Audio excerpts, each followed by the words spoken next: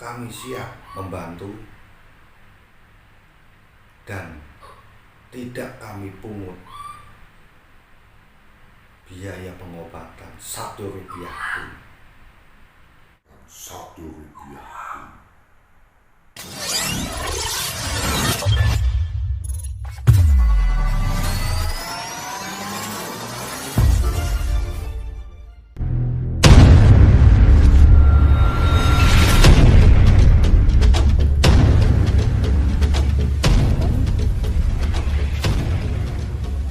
Yang di plastik.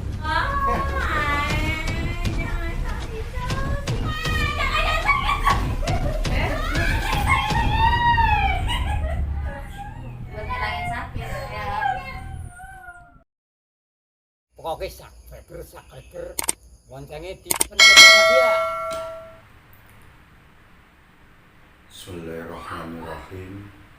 Assalamualaikum warahmatullahi wabarakatuh.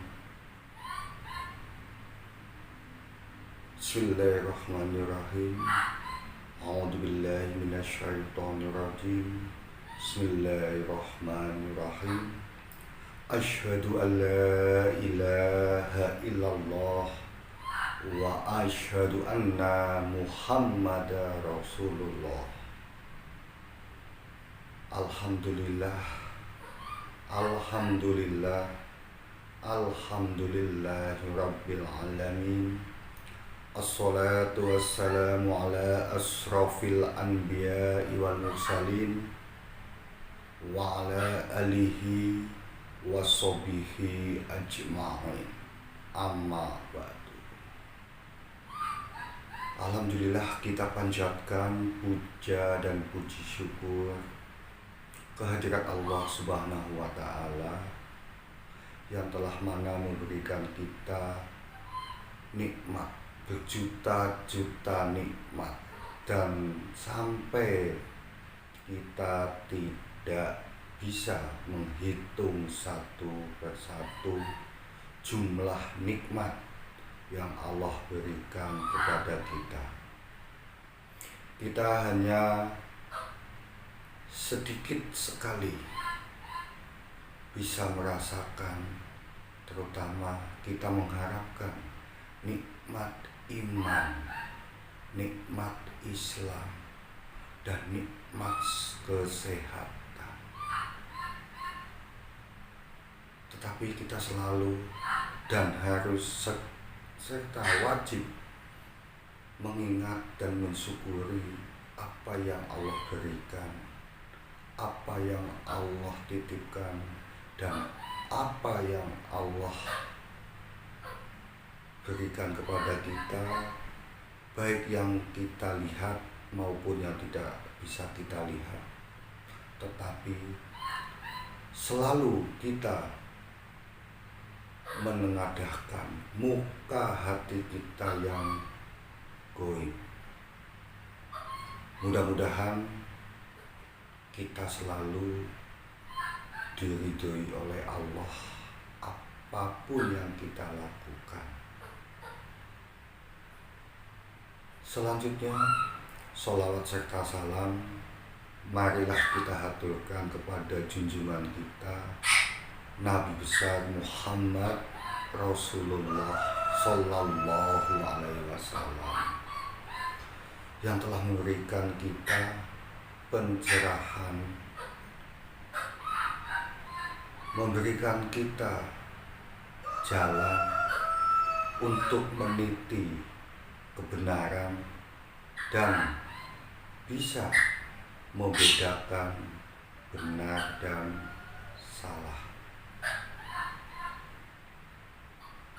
Tentunya pencerahan itu melalui para sahabat, para tabi'in dan tabi'in, serta anbiya wal mursalin. Tentunya kita sesuai apa yang kita jalankan, yaitu menuntut ilmu, baik ilmu tauhid maupun ilmu duniawi. Tentunya ilmu duniawi itu yang berkaitan dan mendukung serta menyokong keimanan dan ketauhidan kita kepada Allah Subhanahu wa Ta'ala. Dalam hal ini kita mendapatkan pencerahan melalui para ulama-ulama, melalui para asatidah atau melalui guru-guru kita. Karena apa?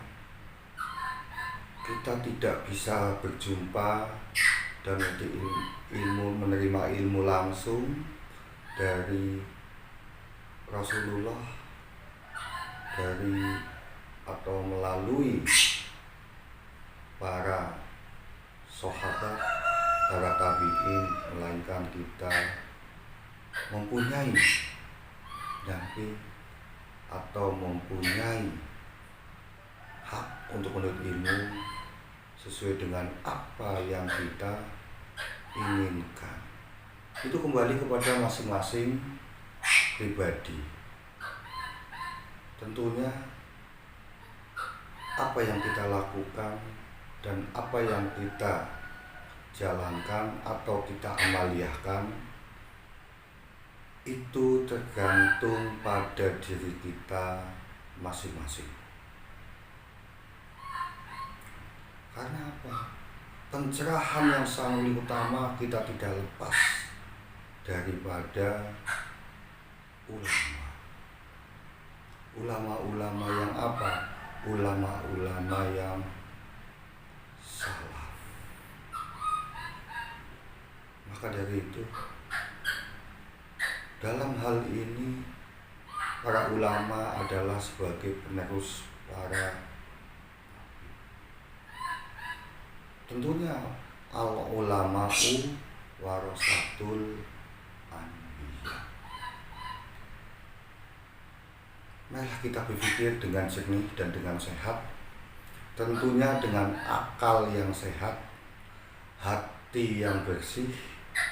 Apapun yang kita lakukan nanti akan kebuka dengan sendirinya, yaitu merasakan nikmat. Tentunya nikmat di sini adalah yang paling pertama dan yang utama adalah nikmat iman dan Islam bagi pribadi saya. Semoga bagi teman-teman semua, saudara-saudara saya, dan tentunya bagi sahabat-sahabat saya semua, baik yang bisa bertatap muka langsung ataupun melalui medsos ini, gunakanlah medsos ini atau media sosial ini kita jadikan lahan ibadah. Ibadah di sini tidak harus memandang derajat, pangkat atau kedudukan, kaya, miskin, bagus dan jelek. Semua adalah makhluk Allah, dan semua semua yang kita lakukan tentunya atas rezeki dari Allah. Semua tidak terlepas satu. Selanjutnya, kepada sahabat-sahabat saya yang non-muslim, itu juga teman, sahabat saya, tapi dalam akidah kita berbeda dalam menjalankan keyakinan dan kepercayaan kita masing-masing.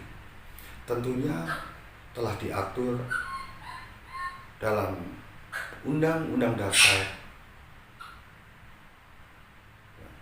tahun 45, yaitu pasal 29 yang menyebabkan kebebasan untuk memeluk beragama dan kebebasan untuk menjalankan ibadah kita sesuai dengan keyakinan dan kepercayaan masing-masing. Adanya perbedaan ini tidak menjadikan kita memutuskan tali persaudaraan, tali silaturahmi, saling mengenal satu sama lain. Karena perbedaan ini bukan dari mata, bukan dari telinga, bukan dari lisan, akan tetapi dari hati kita masing-masing. Jika otak kita bersih, maka apapun yang kita lakukan dan apapun yang kita terima, baik kita lihat, baik kita dengar, baik kita mengucapkan, semuanya akan bersih. Kita terima dengan bersih. Tetapi jika otak dan hati kita kotor, sebersih apapun yang kita lihat, kita dengar, dan kita ucapkan atau orang lain ucapkan, maka akan kita terima dengan kekotoran. Ingat, segala sesuatu tergantung pada hati kita. Jika hati kita bersih, maka apapun yang kita terima akan bersih. Jika hati kita kotor, maka apapun yang kita terima akan menjadi kotor. Janganlah perbedaan ini menjadikan dinding pemisah, garis pemisah, akan tetapi perbedaan ini kita jadikan pemersatu. Karena yang utama adalah persatuan. Dalam Pancasila dijelaskan, yaitu Pancasila yang ketiga, Persatuan Indonesia. Inilah hal-hal yang perlu kita pikirkan dan perlu kita cermati, bahwa hidup ini kita tidak bisa sendirian. Kita perlu teman, kita perlu orang lain, karena kita adalah sebagai makhluk yang sosial. Dalam hal ini, janganlah kita berpikiran kotor. Mari kita cuci karat-karat yang ada di hati kita. Jika hati kita sehat, maka tubuh kita akan sehat. Jika hati kita sakit, apapun yang kita lakukan akan sakit. Dalam hal ini, sahabat-sahabat semua, teman, saudara, dan teman-teman medsos atau dalam media sosial ini, saya akan menyampaikan sedikit tentang kesehatan. Terkadang kita berpikir bahwa kesehatan itu murah. Coba kita telaah, kita renungkan dengan hati kita, betapa kasih sayangnya Allah kepada kita yang memberikan nafas.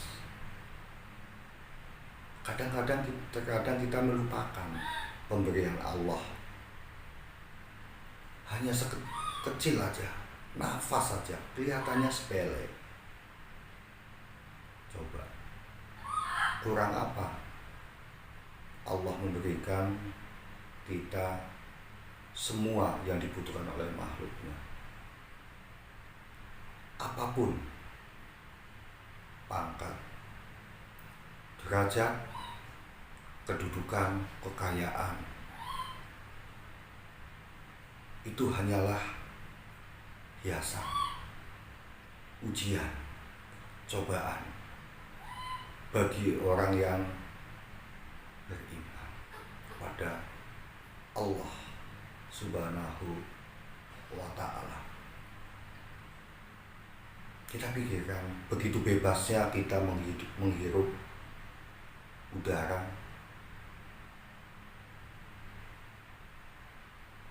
dengan begitu leluasanya, dengan begitu bebasnya tanpa batas. Kenapa kita tidak berpikir atau memfikirkan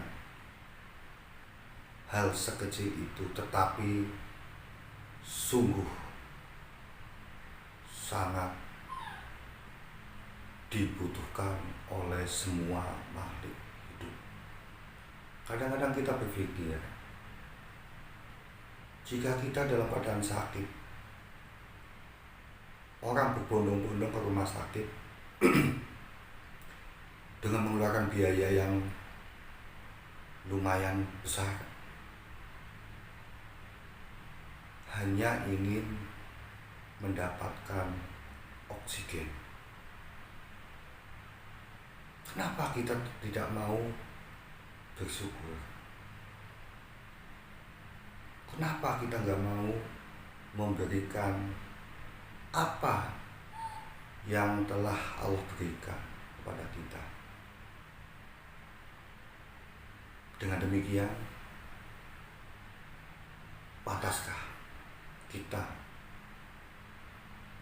melupakan Sang Pencipta yang telah memberikan apa yang dibutuhkan oleh makhluk di bumi ini, tentunya khususnya manusia. Ingat, kesehatan jangan dianggap sepele. Kesehatan jangan dikesampingkan. Jika tubuh kita sehat, jiwa kita sehat, kita dapat melakukan apapun yang bisa kita lakukan yang bermanfaat bagi diri kita, keluarga kita, teman kita, sahabat kita, dan kepada seluruh makhluk yang ada di muka bumi ini. Begitu banyak sekali kehidupan ini yang berbeda, padahal hanya semu. Dalam strata kehidupan di dunia ini berbeda-beda. Contohnya, ada kaya, miskin. Itu tidak menjadi penghalang untuk bersilaturahmi, saling mengenal. Janganlah menyombongkan yang kaya mentang-mentang kayanya dengan harta bendanya. Yang belum mendapatkan rezeki, kita juga menjadi tanggung jawab kita bersama. Intinya kita saling membantu, dan saling membantu. Ingat dan saling mengingatkan satu sama lain. Yang kaya membantu yang lemah, yang lemah membantu yang kaya. Yang luas memberikan keleluasaannya atau keluasannya kepada yang dalam kesempitan. Sahabat semua,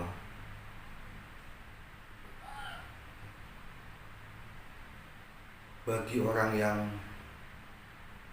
mempunyai harta banyak, itu hanya titipan. Jangan sombong, karena harta itu tidak akan dibawa menghadap ke Allah. Harta yang bisa menghadap ke Allah adalah harta yang dibelanjakan sesuai dengan apa yang Allah berikan. Tentunya sesuai dengan tuntunan. Dalam hal ini Allah tidak pernah menuntut, tidak pernah memarahi, tidak pernah menghujat, tetapi Allah selalu mengingatkan kepada makhluk-makhluknya. Kembali lagi ke dalam hal tentang kesehatan. Kesehatan sangat penting bagi yang mempunyai keleluasan rezeki atau diberikan kekayaan, mungkin mudah sekali dalam mengeluarkan untuk pengobatan di rumah sakit, tidak keberatan. Tetapi bagaimana dengan orang yang dalam kesempitan? Masih banyak sekali teman-teman kita, saudara kita, sahabat-sahabat kita yang masih banyak membutuhkan uluran tangan kita. Di sini kami mempunyai gagasan, pemikiran, tentunya tentang kesehatan.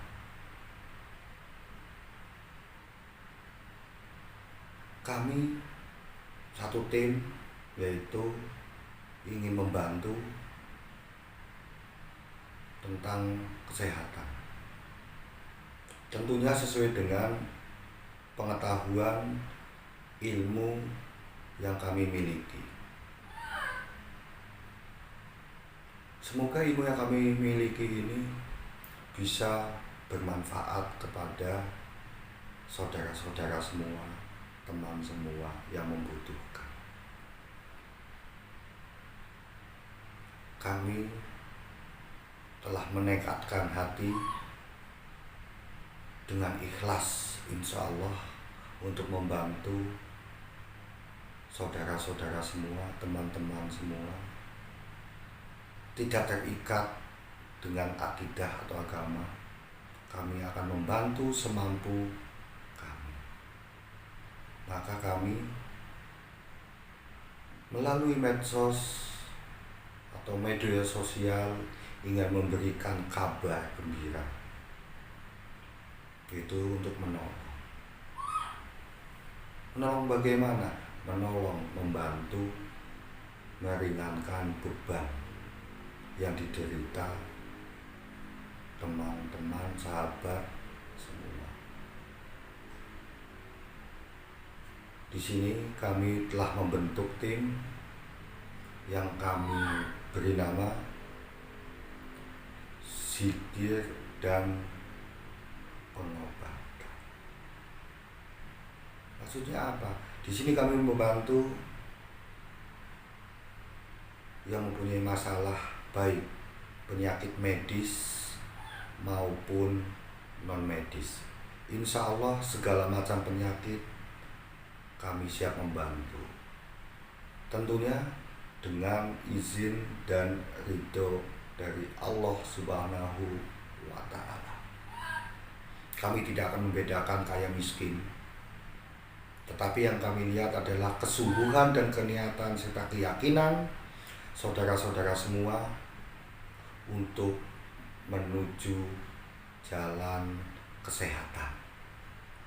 Jika kita sehat, ibadah kita akan lebih baik dan akan lebih sempurna.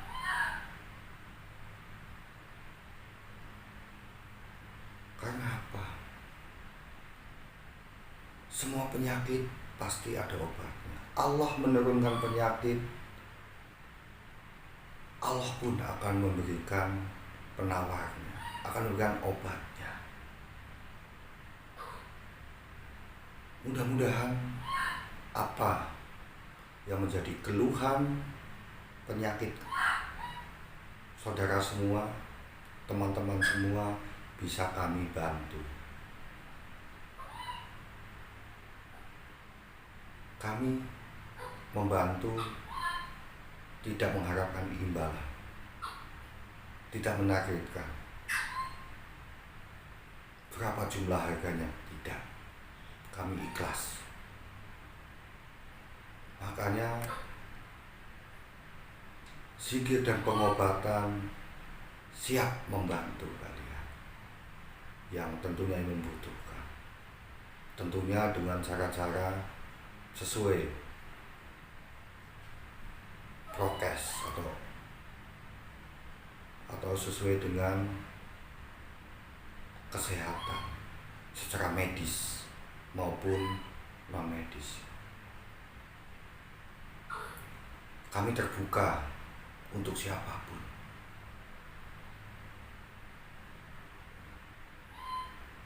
Yang paling berbahaya di sini adalah penyakit hati.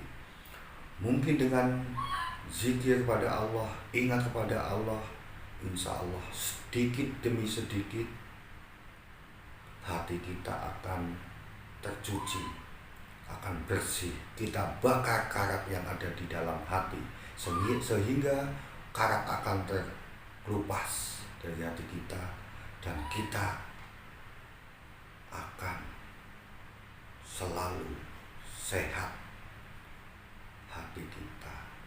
Hati kita akan bersih dan bisa memancarkan cahaya, sehingga apapun yang kalian lakukan akan bermanfaat bagi orang lain. Terus bagaimana dengan penyakit medis? Di sini kami akan membantu kalian penyakit medis. Insya Allah penyakit apapun akan kami bantu untuk menolong sesuai dengan kemampuan dan keilmuan yang kami miliki. Penyakit medis seperti penyakit kanker, patah tulang, kesleo, batuk yang menahun, saraf kejepit yang kaitannya dengan saraf dan tulang, penyakit diabetes, lemak darah atau kolesterol, darah tinggi, stroke, dan insya Allah dengan izin Allah, dengan doa,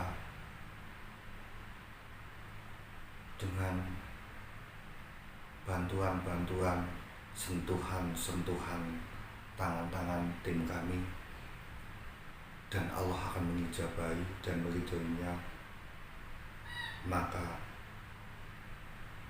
akan lagi kesembuhan. Bukan kami yang bisa menyembuhkan, tapi Allah lah yang akan menyembuhkan. Mungkin kami hanya sebagai perantara, atau kami sebagai jembatan, sebagai uluran tali untuk menyambungkan kita. Kami di sini melayani pengobatan, baik secara umum atau damai umum. Di sini adalah berjamaah. Kami siap menerima undangan untuk zikir akbar dan pengobatan di masjid-masjid, di musola-musola, di tempat-tempat instansi manapun dan dimanapun. Mari kami siap datang. Tentunya kami keterbatasan waktu dan punya kegiatan untuk melaksanakan kewajiban. Kami siap mendatangi, tapi kami mengutamakan hari Sabtu dan hari Minggu untuk menerima undangan zikir dan pengobatan akbar di dimanapun berada. Kami siap datang, kami siap membantu, dan tidak kami pungut biaya pengobatan 1 rupiah pun. Kami benar-benar ikhlas dalam mengamaliahkan ilmu pengobatan yang kami miliki. Silahkan hubungi kami baik melalui WhatsApp, Instagram, Facebook, ataupun nomor seluler. Kami akan siap melayani. Dalam hal ini, saya tekankan sekali lagi, dalam pengobatan dan zikir dan pengobatan ini, dalam bersama-sama kita menjalankan bersilaturahmi, tidak 1 rupiah pun kami memungut biaya untuk pengobatan. Di sini kami hanya mengharapkan ridho dari Allah. Besar dan kecilnya rezeki itu sudah diatur oleh Allah. Kami akan siap. Jangan khawatir, silakan kami undang untuk zikir dan pengobatan akbar di tempat-tempat instansi-instansi manapun, di perusahaan manapun. Kami siap datang.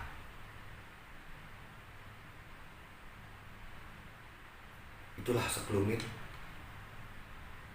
pengantar. Tentunya masih banyak hal lain yang akan kami sampaikan tentang kesehatan, tentang zikir yang benar. Tentunya zikir sesuai dengan tuntunan dan tidak menyalahi dan tidak menyimpang dari sunatullah dan sunnah Rasul. Tentunya kami di sini minta doanya para sahabat, teman sekalian, terutama kita minta doa dan ridhonya dari para sesepuh-sesepuh, ustadz, ustazah, atau asatidah, guru-guru kami, ulama-ulama semua, dan teman-teman sejawat yang mungkin belum pernah mengenal saya. Minta doanya, minta doa restunya, minta bimbingannya. Silakan kasih masukan kami akan menerima semua kritikan dan masukan, tentunya kritikan yang sehat dan kritikan yang membangun. Berilah kami semangat yang sudah berterjun dalam dunia membantu orang, dunia kesehatan, baik medis dan non medis. Kita saling bekerja sama, saling mendoakan, saling mengingatkan. Kami terbuka, khususnya tim zikir dan pengobatan siap menerima undangan, menolong, dan siap menerima kritik dan saran. Sekali lagi, saya mewakili teman-teman, sahabat-sahabat kami, tim zikir dan pengobatan, minta dukungannya, minta doanya, minta kritik dan sarannya. Tentunya kritik yang sehat untuk kritik membangun. Jika kami salah, tegur. Dan kami tidak akan membantah, tidak akan menolak kritikan dari teman-teman semua. Di sini kami tidak bermaksud untuk melancangi sahabat-sahabat saya semua yang sudah terjun di dunia medis atau dunia pengobatan, baik pengobatan medis dan non-medis. Marilah kita saling mendoakan. Kami, sekali lagi, kami sebagai tim psikik dan pengobatan siap terjun membantu kalian yang membutuhkan. Jika hati kita sehat, jiwa kita sehat, maka tubuh pun akan sehat.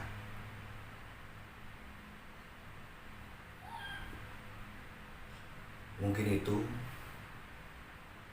yang bisa kami sampaikan sementara ini, karena keterbatasan waktu. Takut teman-teman, sahabat, saudara jenuh dengan yang saya. Ini hanya sebagai pembuka. Nanti kita akan di sesi selanjutnya, part selanjutnya, kita akan mengupas lebih dalam tentang zikir dan pengobatan. Baik pengobatan medis maupun non-medis,